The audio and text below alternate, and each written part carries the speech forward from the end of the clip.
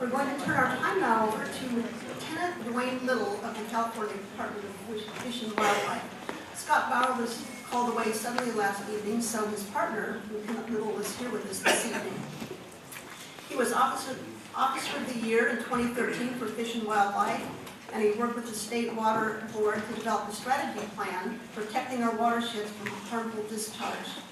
This led to the Watershed Enforcement Team, otherwise known as WET, which he now leads. Please welcome Lieutenant Little.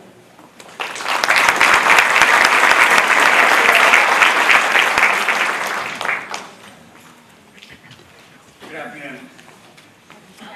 Apologize. Scott Bauer asked me to apologize for not showing up today. He had family commitments, and it's unfortunate that he couldn't be here because he's the expert in the environmental issues. But I'll try my best to at least slightly hold the camera. I'm trying to figure out which eye works better here. Kind of give you, in a nutshell, real quick, we talked about the Watershed Enforcement Team with the Department of Fish and Wildlife. It was founded basically about 2 years ago because of all the environmental damages that were occurring as a result of cannabis cultivation. I lead a team of 4 game wardens, 2 environmental scientists, and a program analyst and an attorney. And together we work cooperatively with the State Water Board, which Yvonne West, my counterpart from the State Water Board, we'll talk about in a little bit. But so it's been a very daunting task. And just to kind of get into the slideshow here real quick, pardon my technical lack of expertise here. I guess the first question you want to ask yourself when you talk about the environment, and this happened to me I've been a game warden for almost 35 years. And my very first case, I was really proud of myself. I had made this bear case, found out these 2 guys who poached a bear. Took it to the DA's office. The DA said, "Why do I care?" What do you mean, why do you care? I was beside myself. And that kind of followed me the rest of my career. So when I try to talk to people and expound on the problems associated with marijuana cultivation, I try to remember, why would they care? And I hope I can impart that to you today. Remember that our wildlife are basically our canaries in the mine shaft, the proverbial canary in the mine shaft. And our quality of life is a reflection of what our environment is like. And in my 35-year career, this is probably the worst thing I've seen that's happened to our environment, the results of the environmental impacts associated with cannabis and marijuana cultivation. And it started way before 1996. We all know about the Compassionate Use Act, but that was kind of the pivotal point for the environment. We found that suddenly people started coming out of the woods. The guerrilla grows become less and less existent. They started having more of an impact on the environment.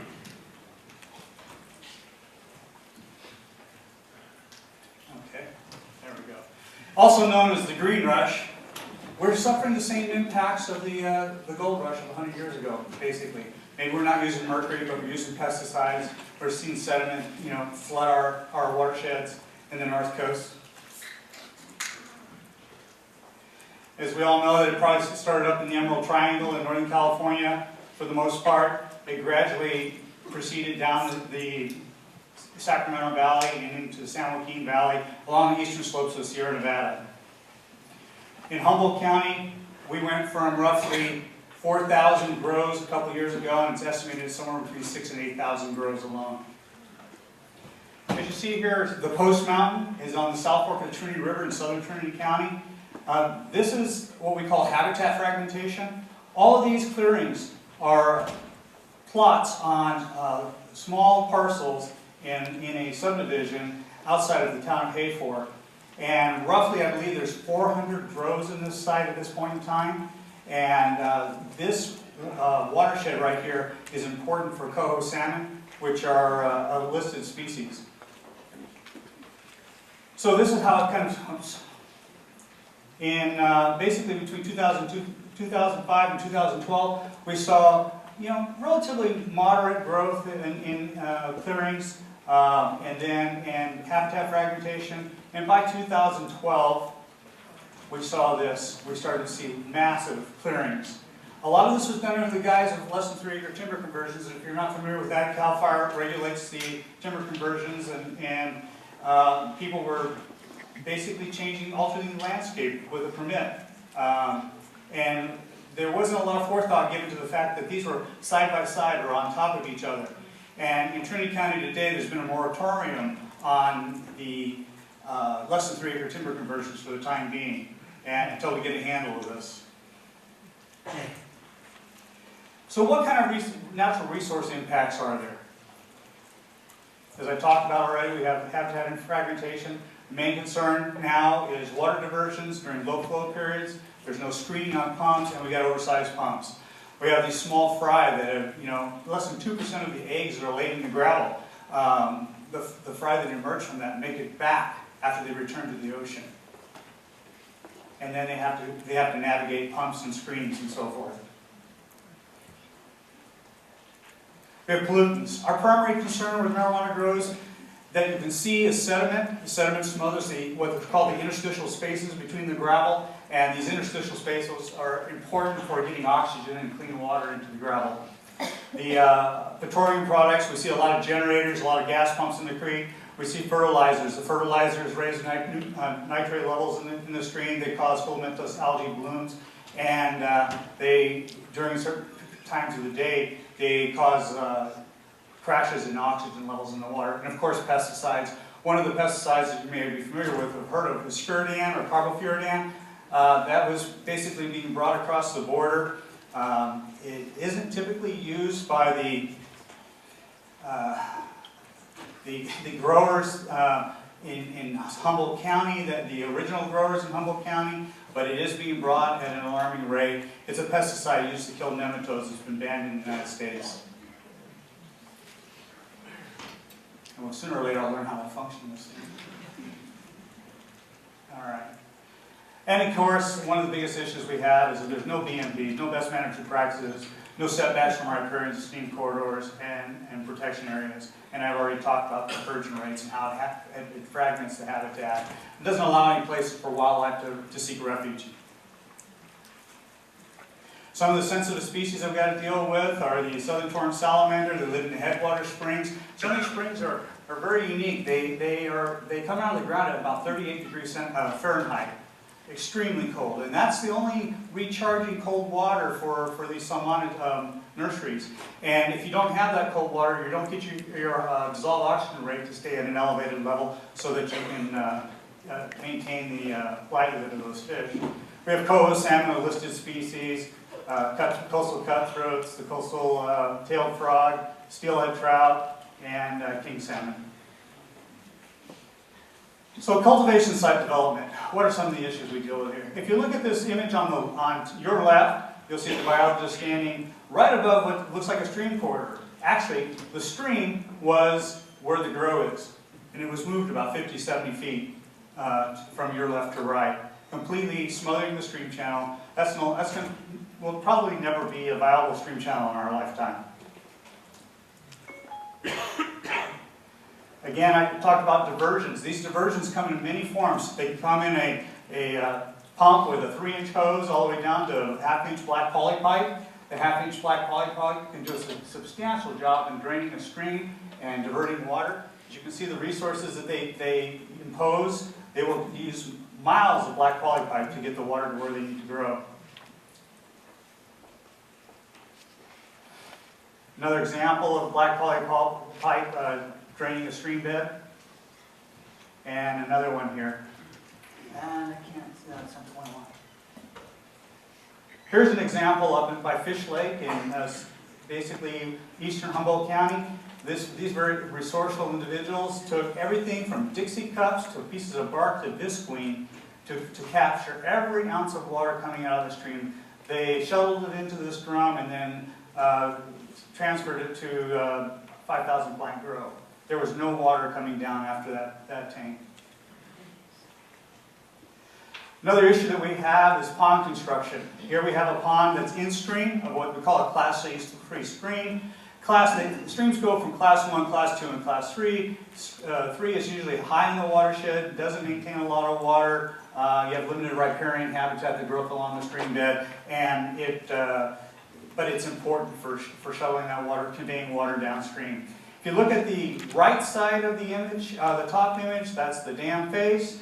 That is a close-up image of the dam face. This dam is less than a year old. It barely made one winter. That will fail and end up in the Eel River. And again, it's an illegal dam because it was built on stream and without a permit. Obviously, we wouldn't allow a permit anyhow, but to hold water. Similar dam, if you look on the far right, you see a small culvert. What we require through our stream bed alteration process is to armor the outflow and the inflow. And there's no armoring here. This will blow out in the next winter if it hasn't already. One of the issues that I've talked about already are pollutants. They go from sediment to petroleum, like I've already mentioned, fertilizer and other killing agents. We find that extensively in grows. People who say they're organic typically aren't as organic as they think. They need to get rid of the pests, and they'll use almost any method they can. I won't say everybody does that, but a large quantity of them do. Improper road construction is another significant issue we deal with. We have a situation where the warden here is standing on the road face there, downhill slope here, uphill slope here, and that's what it looks like downhill. It's made all that material that washed out from the previous road washed downstream, and it's going down into Eel River. This is the grower just basically bladed a new road across it, didn't put in a culvert of any substantial size, or if one at all. Here we have a situation downstream where the road blew out, and it's a 100-foot drop, a scour that occurred as a result of that road blowing out. Here we have a buried stream channel.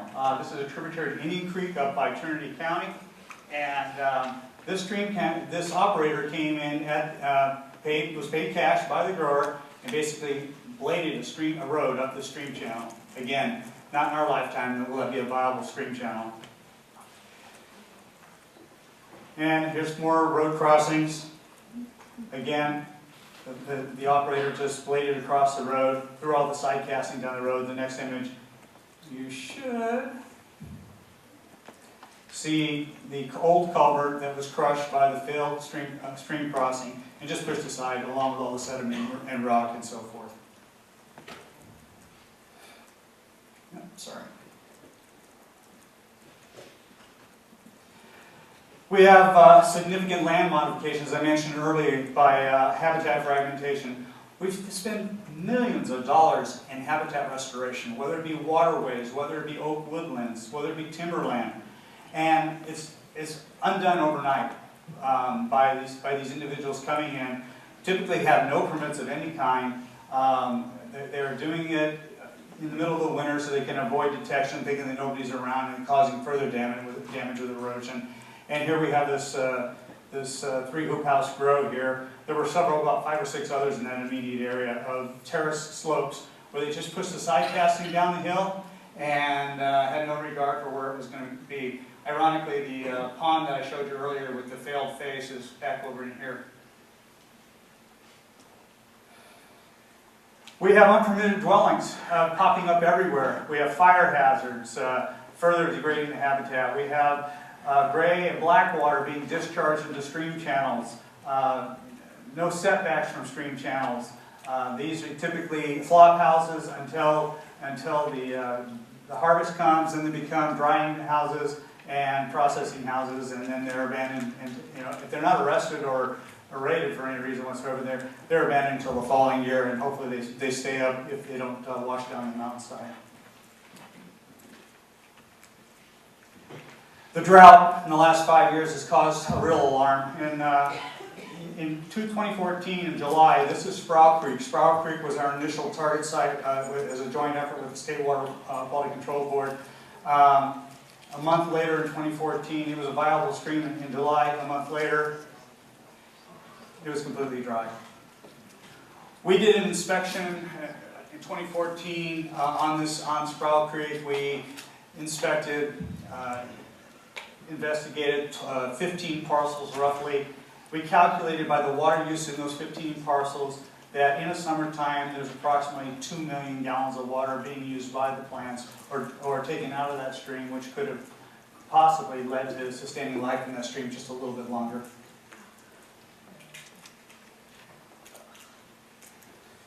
Here's an example from a hydrograph of what we see The little triangles up in the upper right-hand corner are the mean low water flow. You see it's roughly about 30 CFS, and this is in I believe it was 2014, the mean low water flow for the Eel River, and it's about half of what it normally is.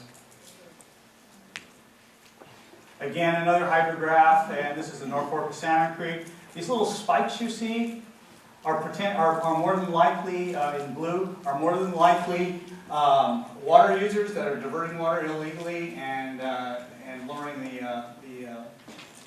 aquatic habitat quality of life, I guess you would say.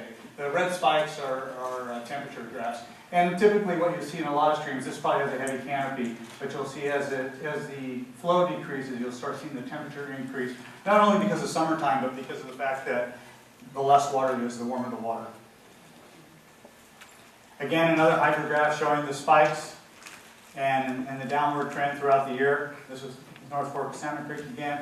Sproul Creek, the watershed I just told you about, the dramatic spikes. And one reason this was our target area to begin with, because there was so much use in that area.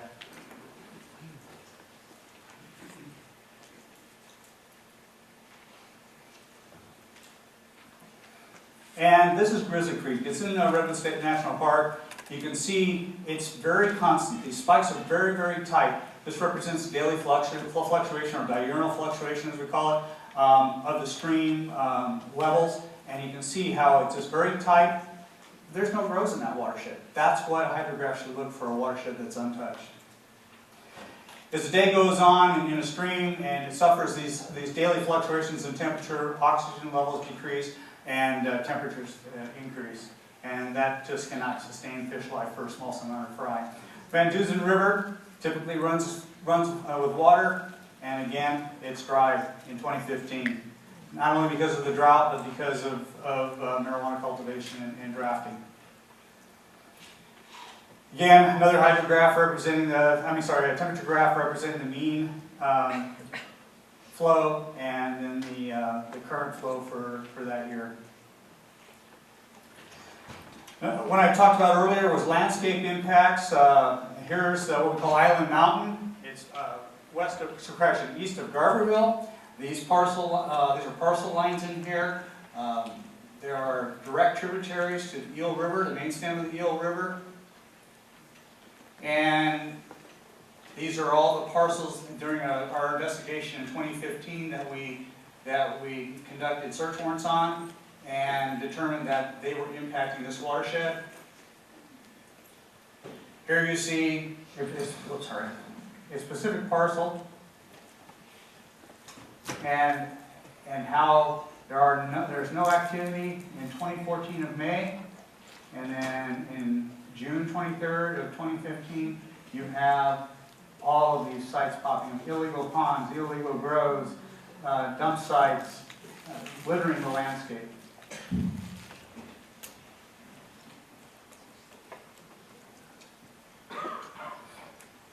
And again, as we saw this industry expand rapidly in Humboldt, Mendocino, and Trinity County from 2015 to 2016, far beyond our expectations.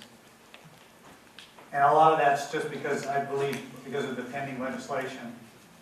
Again, here's a situation outside of Ruth Reservoir, southern Trinity County. We have illegal road construction, but really not much activity yet. A little bit of grow there, maybe some down here, and then a year later, we have substantial activity. These terrace slopes here, they're 40 feet high. And this is Hale Creek. It's a salmoniid stream, and it discharges directly in the Mad River. All of the sediment, pesticides, chemicals, and so forth we end up into this protected stream, well, relatively protected stream, because of the existence of coho. And down in this area, we actually found coho this year, last week. Another watershed, sorry about my fingers being a little too quick here. Another watershed up in Humboldt County. This is Berry Summit area down here. This grove here popped up in the last 6 months. This is very unique because, I mean, if you don't think there's money to be had, even if you don't personally grow the marijuana, Here's what happened in the last 6 months. We have 6 2-acre parcels, roughly anywhere from 1.5 to 2 acres, and this is just on this one parcel. These are each now 2 grow plots. We served a search warrant in this area last week, and I think we found 5 people on site on these sites. The owner is an LLC, and tracking him down is going to be almost impossible, or them. He leased each half parcel for $40,000. He made $480,000 just for leasing this, and we'll probably never find him for this illegal timber conversion.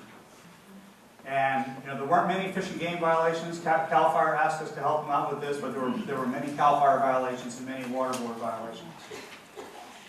And again, more habitat fragmentation, and the end result, illegal greenhouses popping up on critical watershed habitat. Another example, an old grow, current grow, and in the last year, boom, boom, boom. Grows popping up all over.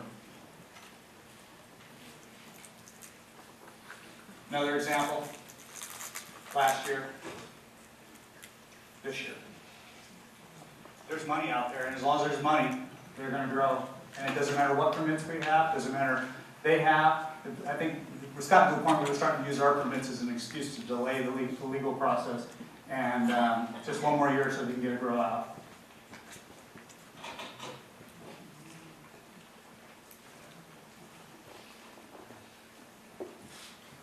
That was an important one, sorry.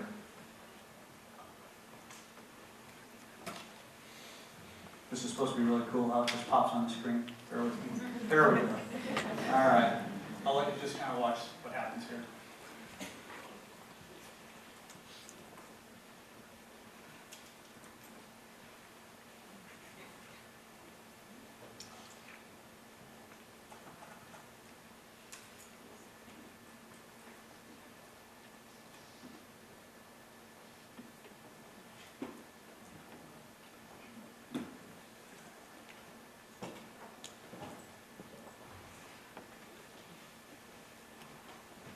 It's estimated that there are 50,000 grows in the state of California.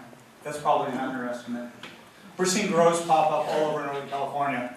These grows exist in Lassen County along the Nevada border in the high desert where water is precious and almost non-existent. We just spent 2 days last week in Lassen County serving warrants on an ephemeral stream, along an ephemeral stream where the subjects were from Minnesota, had no ownership to the community, and trashed it.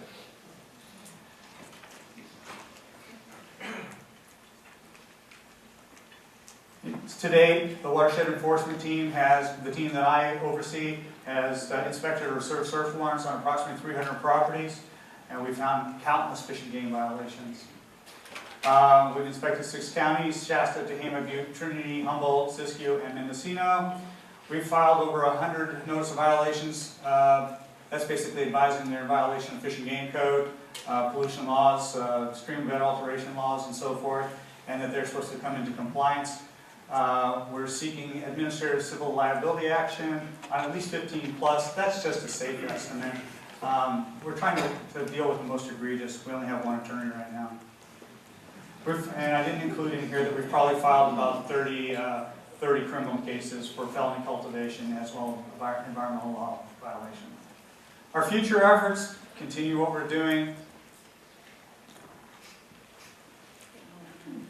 Continue our inspections in important waters where salmon, southern fork salamanders, and other viable and important species are.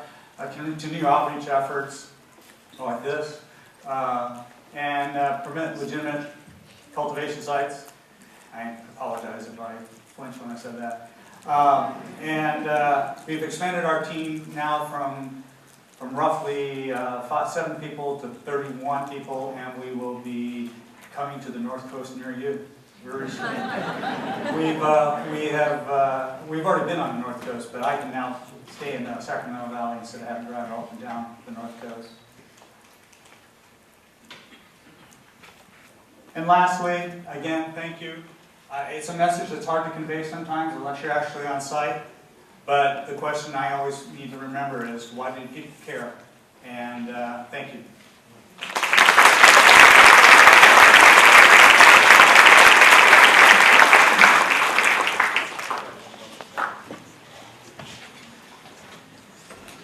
One question.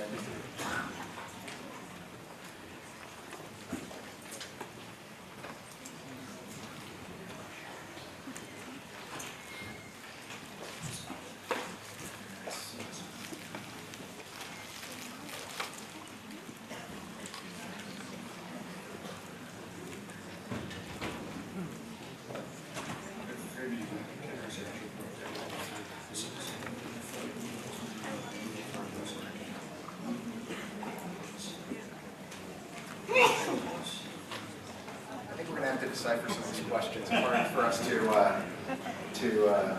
Someone asked something about legal marijuana growth, if it goes legal. If you don't mind asking that question again, please. What we'll do is we'll address these questions through the internet process and post the answers on Eventbrite. But we do appreciate the questions, continue to provide them. And as I said, we're going to forward these questions on to the speakers, and we will post the answers on Eventbrite. But please just write them so in clear print so that it's hard for us to kind of discern sometimes when it's in person. But thank you very much. Thank you.